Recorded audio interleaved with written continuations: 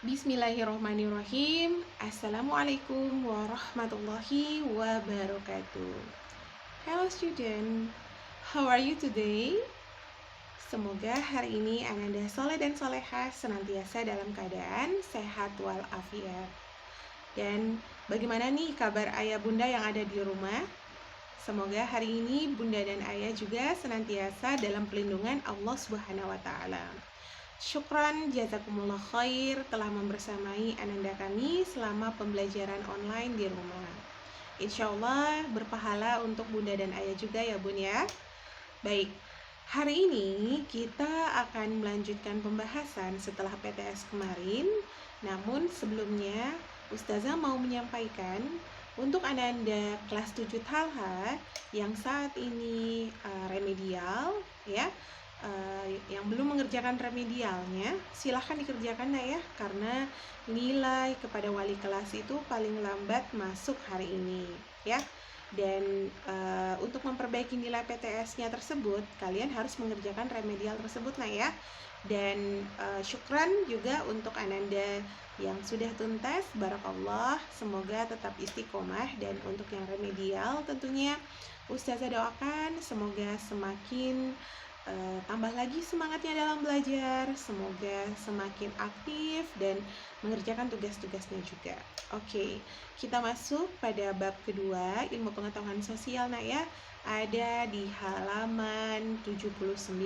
Oke, please open your book, go to page 79. Oke. Baik, Ananda soleh dan soleha, di pembelajaran bab 2 ini tujuan mempelajari pembelajaran bab 2 ini adalah yang pertama, kita dapat mengetahui tentang apa arti dari mobilitas sosial. Jadi hari ini yang akan kita bahas adalah pengaruh interaksi sosial terhadap kehidupan sosial dan kebangsaan dengan pokok materi, yaitu pengertian mobilitas sosial. Oke.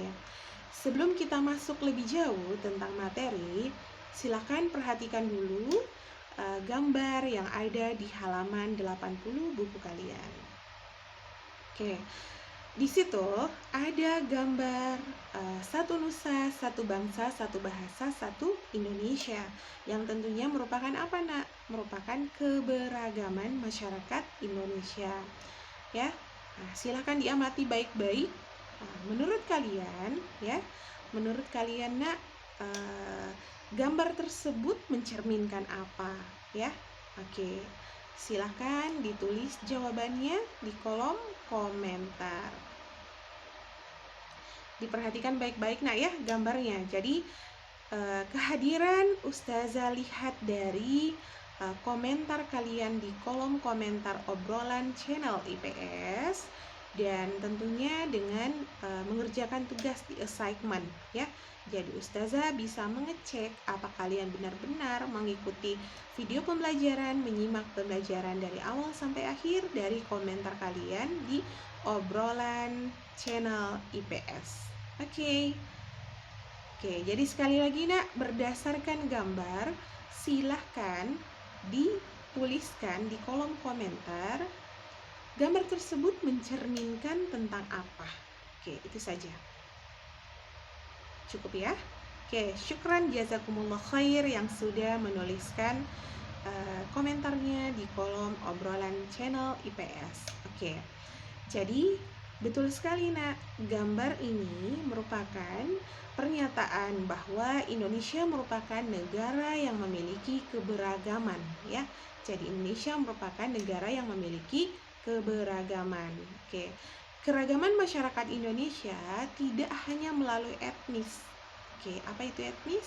Nah, etnis itu suku bangsa ya.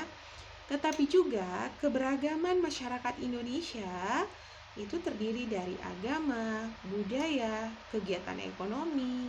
Nah, kegiatan ekonomi di sini yang dimaksud adalah profesi atau pekerjaannya. Nah, dalam kehidupan sehari-hari kita dapat menemukan ya bahwa ternyata profesi masyarakat Indonesia itu beragam, tidak hanya pertanian ya, Seperti yang Ustazah pernah sampaikan di bab sebelumnya, bahwa mayoritas penduduk Indonesia itu apa? Mayoritas penduduk Indonesia itu ternyata berprofesi sebagai petani, kemudian nelayan, ya. Namun ternyata ada juga profesi-profesi yang lainnya. Nah, ada yang dokter, ada yang insinyur, ada yang guru, ada yang mungkin bundanya bankir, ya. Maksudnya adalah pegawai bank, seperti itu. Nah, dalam keragaman profesi atau pekerjaan, ya, jadi bukan cuman sekedar pekerjaan seperti yang tadi, tapi ada juga yang berupa buruh. Nah, ya, ada yang berupa buruh. Buruh itu apa? Nah, buruh itu biasanya di pabrik-pabrik, seperti itu, karyawan di pabrik. Dan kemudian ada juga sebagai pembantu, kemudian ada majikan, kemudian ada staf, ada pimpinan, ya. Kemudian seperti tadi ada guru dan ada kepala sekolah. Interaksi dalam masyarakat menghasilkan kesepakatan yang tertulis maupun tidak tertulis. Nah, kesepakatan-kesepakatan tersebut menempatkan seseorang pada posisi yang sesuai dengan peranannya masing-masing. Oke. Pekerjaan dapat terbentuk oleh adanya kesepakatan dalam masyarakat. Nah, setiap aspek kehidupan diisi dengan banyaknya variasi pekerjaan yang berbeda-beda. Nah, oleh karena itu, pentingnya kita mempelajari tentang mobilitas sosial. Apa sih itu mobilitas sosial? Oke, jadi mobilitas masyarakat Indonesia, itu sangat dinamis. Nah, sangat dinamisnya mobilitas atau pergerakan atau perpindahan masyarakat Indonesia dari posisi yang satu ke posisi yang lainnya tentunya melahirkan yang namanya keberagaman dalam bidang profesi atau pekerjaan. Oke. Namun demikian, bangsa Indonesia tentunya harus waspada ya terhadap terjadinya konflik. Jadi karena adanya berbagai variasi pekerjaan atau profesi sehingga tentunya memicu beberapa konflik. Karena ada apa? Karena ada kesenjangan, ya. Kemudian kita masuk tujuan kita pada hari ini. Tadi Ustazah sudah sampaikan bahwa pokok materi dari pertemuan perdana setelah pasca PTS ini adalah kalian dapat menjelaskan atau mengetahui tentang apa sih arti dari mobilitas sosial. Oke. Nah, silahkan baik-baik Ananda Soleh dan Soleha yang pembelajarannya senang dengan mendengarkan pembicaraan gurunya, pembicaraan ustazah, yang senang dengan dan pembelajarannya bisa tersampaikan dengan baik dengan mendengarkan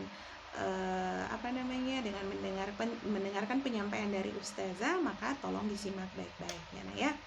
Nah, di sini sebelum kita masuk terhadap pengertian mobilitas sosial, di sini ada kisah singkat ya tentang kesuksesan Mas'ud ya. Nah, di sini Ustazah bacakan ya. Sebagai seorang anak petani miskin, Mas'ud berusaha untuk memperbaiki taraf kehidupan keluarganya. Orang tuanya hanya mampu menyekolahkan dia sampai tingkat SMP, berarti setara dengan Ananda semuanya. Walaupun demikian, Mas'ud tetap bercita-cita melanjutkan sekolah ke jenjang yang lebih tinggi, berarti ke jenjang di atas SMP yaitu SMA. Pada tahun 1980, pergilah Mas'ud ke kota bersama temannya. Di kota, mereka berjualan koran di waktu pagi dan berangkat sekolah pada waktu siang. Singkat cerita, dari hasil penjualan koran, Mas'ud membiayai sekolahnya, bahkan sampai kuliah di perguruan tinggi. Masya Allah. Kuliah di perguruan tinggi membuat Mas'ud semakin memiliki pengetahuan luas dan usaha bisnis. Mas'ud tidak lagi berjualan koran di pinggir lampu merah, ya. Dia membuka kios koran dan majalah. Usaha Mas'ud tersebut mengalami kemajuan hingga berkembang menjadi toko buku yang sangat laris. Kini Mas'ud memiliki 4 cabang toko buku yang mempekerjakan lebih dari 200 pekerja. Mas'ud yang masa lalunya anak petani miskin kini telah menjadi pengusaha terpandang di kotanya. Keberhasilan Mas'ud tersebut tidak lepas dari usahanya yang sangat gigih. Oke, nah dari cerita tadi, nah, kalian bisa merenungkan apabila kondisi ekonomi keluarga kalian sama dengan Mas'ud, ya nak ya. Apakah kalian akan bertindak sama dengan Mas'ud? Nah, rata-rata dari kita tentunya akan bertindak sama ketika orang tua kita berada di posisi yang rendah, afwan, ketika berada di posisi masyarakat yang tergolong biasa-biasa saja penghasilannya.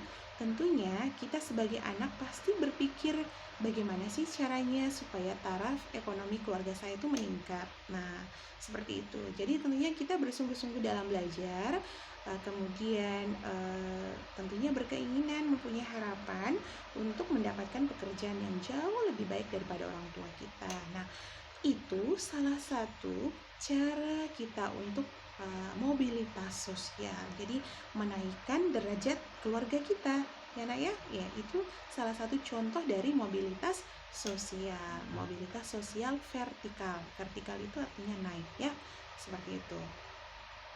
Nah, oke. Nah, silahkan kalian perhatikan lagi gambarnya, ada di gambar setelahnya. Ada seorang direktur sedang mengadakan pertemuan dengan staf atau bawahannya. Nah, silakan kalian simak, perhatikan gambar-gambar tersebut. Nah, apakah kita pernah memikirkan bagaimana seseorang dapat menjadi direktur perusahaan?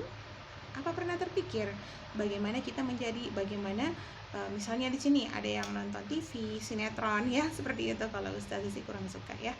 Kalau misalnya ada yang suka seperti itu, nah silakan direnungkan kira-kira yang mendapatkan peran misalnya seorang direktur di film tersebut tentunya tidak serta merta langsung jadi direktur, nah ya, tapi biasanya membutuhkan proses. Nah ya, kemudian apakah staf atau bawahan direktur perusahaan tersebut dapat menjadi direktur?